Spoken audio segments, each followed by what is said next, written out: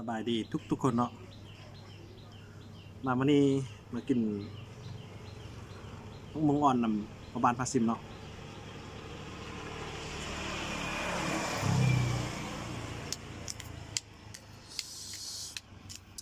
แซ่บยั่วน้ำลายต้องสวยเรื่องหมองคางในสุดยอดเลยเนาะกรอบๆเจียวอ่ะปิเจียวปลาแดกเนาะใส่ผักเทียม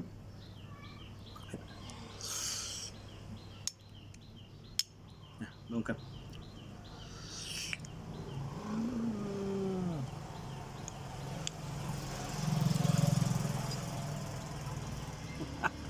ลายออก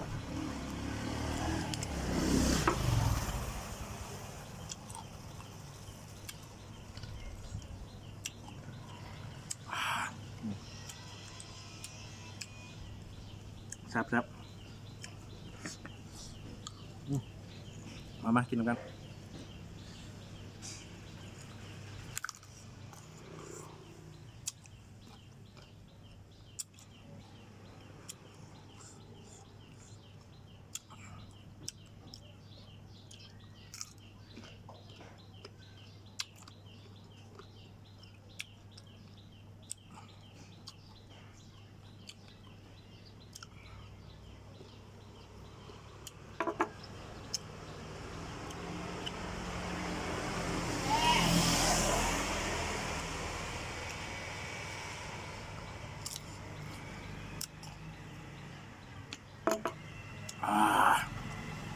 ขึ้นตา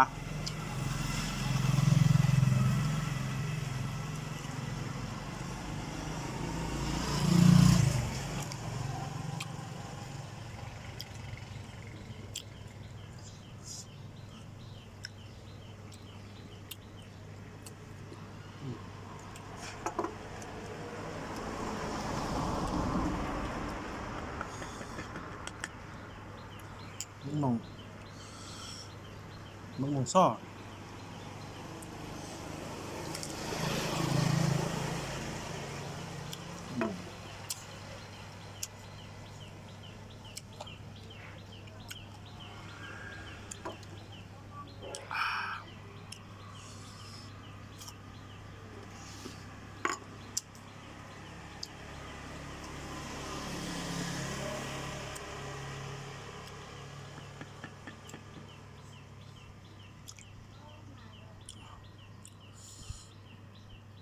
ปอกเปลือกเลยเนาะ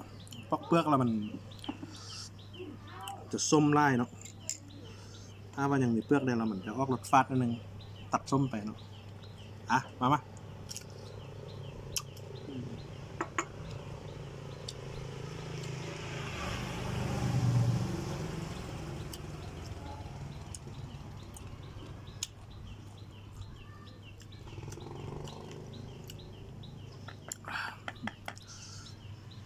บริแทนนวดไล่นั่น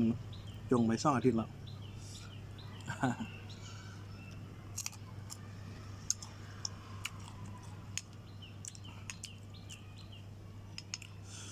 จงนวดไว้นิดนึง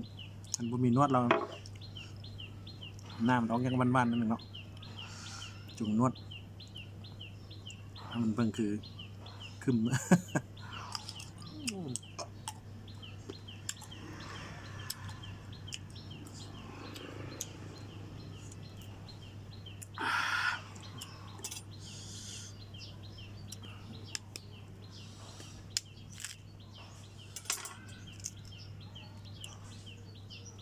อ่อนมาโอ้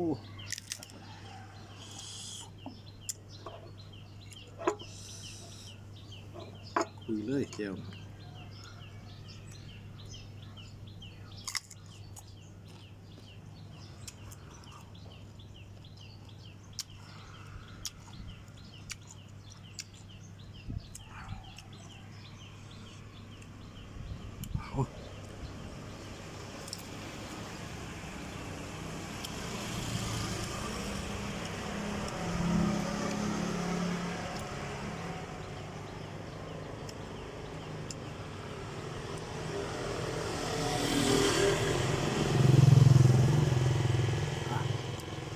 ใจทุกคนที่เบิ่งแต่ต้นจนจบเนาะขอบใจบ๊ายบาย